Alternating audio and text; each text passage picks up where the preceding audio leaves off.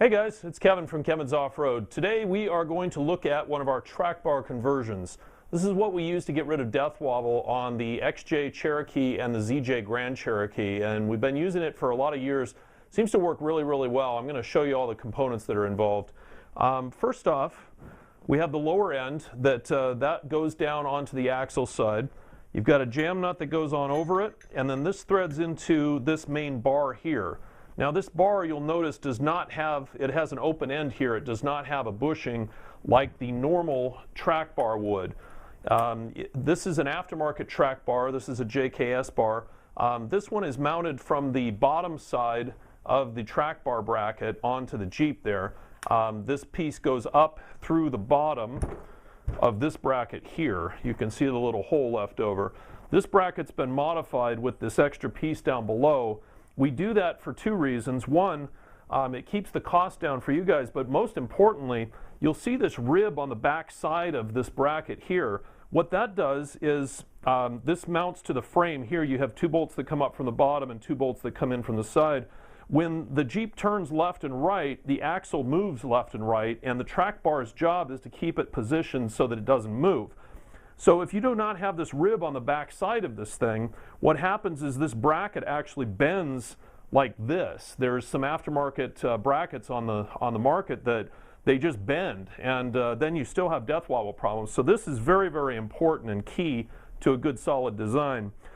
The bar fits into the bottom here, and it gets a grade 8 half-inch bolt through it. You have your option of either the bushings that come with it normally. These are the same bushings that would come in any aftermarket track bar built by Daystar. Or you have the upgraded super durometer bushings that we have manufactured specifically for us.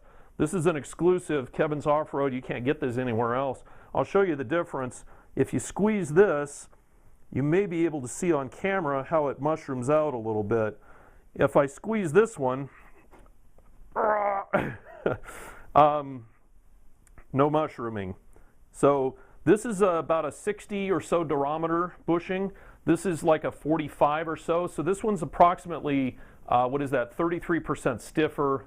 I think it's like 33 to 50. I think this might be like a 62 or 64 or something. I'm not 100% sure on that. Much stiffer. So what happens is these bushings get put together as a pair, and they go inside of this here, and then the other end goes inside just like that. In fact, I'll show you. Maybe not very well. Well, I won't waste your time with that, but basically everything slides together like a pair, goes in here, and everything, this tightens up the steering immensely because of the lack of movement that the track bar is allowed, because these bushings don't crush any longer. You've got these super durometer bushings. So basically that is why this is such a wonderful bar if you're having death wobble problems. So if you have any questions, don't hesitate to give us a shout. Our email address is sales@kevinsoffroad.com. That's sales@kevinsoffroad.com. And if you want to give us a call, it's 602-841-3355. Thank you very much. I really appreciate it, and let us know how we can assist.